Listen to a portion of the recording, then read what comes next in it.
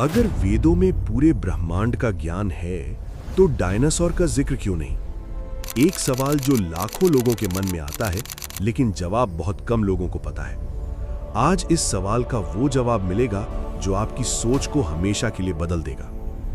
सोचिए, आप किसी से बात कर रहे हैं और वो कहता है, भाई वेदों में तो सब कुछ है, क्वांटम फिजिक्स भी, ब्लैक होल भी, इवोल्यूशन भी। और आप पूछते हैं, ठीक है, तो फिर डायनासोर कहाँ है, कंगारू कहाँ है, पोलर बियर का जिक्र क्यों नहीं? आपके देवी देवताओं के पास सांप है, मोर है, शेर है, चूहा है, ये सब भारत के जानवर हैं। तो क्या इसका मतलब ये है कि वेद भी किसी एक देश, एक इलाके तक सीमित हैं? ये सवाल बेकार नहीं है, ये सवाल जरूरी है और आज इसका जवाब मिलेगा। इस सवाल का जवाब समझने के लिए आपको पहले एक बहुत जरूरी बात समझनी होगी।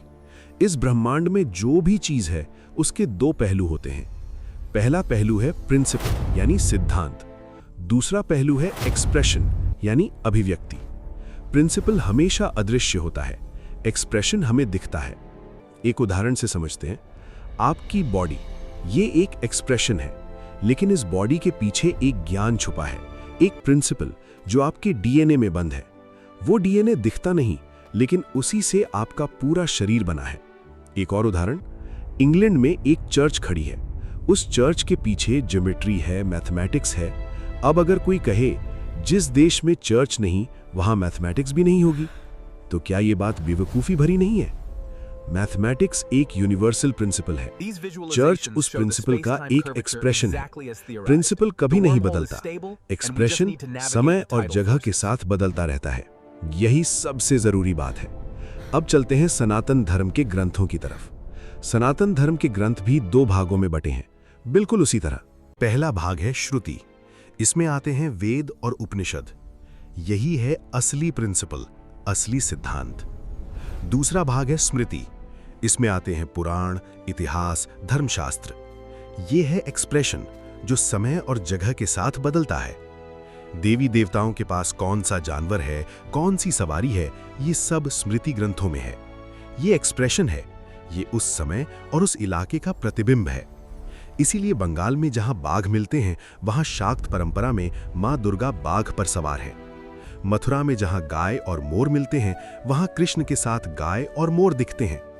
अगर सनातन धर्म का कोई ऋषि ऑस्ट्रेलिया में होता तो शायद किसी देवता की सवारी कंगारू होती।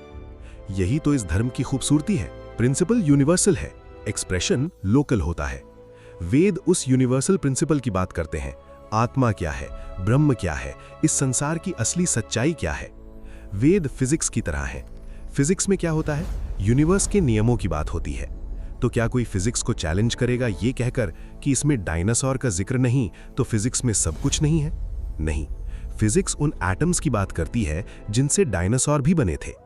उसी तरह वेद उस चेतना की बात करते हैं जिससे ये पूरा ब्रह्मांड बना है, और वही सबसे बड़ा ज्ञान है। क्वांटम फिजिक्स आज कहती है इस ब्रह्मांड में कुछ भी अलग नहीं है, हर कण एक दूसरे से जुड़ा है। वेदों में यही बात हजारों साल पहले कही गई, इंद्रजाल, जहां सब कुछ एक जाल की तरह आपस में जुड़ा है। एकत्व, हर चीज में एक ही आत्मा।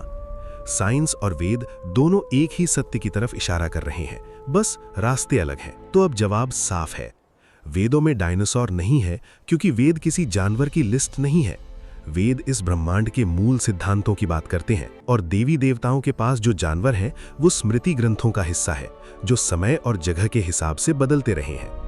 जो लोग एक्सप्रेशन देखकर प्रिंसिपल को जज करते हैं वो इस धर्म की गहराई को नहीं समझ पाते। सनातन धर्म का फ्रेमवर्क इतना यूनिवर्सल है कि आप इसे दुनिया के किसी भी कोने में अप्लाई कर सकते हैं। यही इसकी सबसे बड़ी ताकत है। अगर आपको ये वीडियो पसंद आई तो लाइक जरूर करें और चैनल को सब्सक्राइब करें। कमेंट में बताइए सनातन धर्म को लेकर आपके मन में और कौन से सवाल हैं। मिलते हैं अगले वीडियो में एक नए सवाल के साथ। जय श्री राम।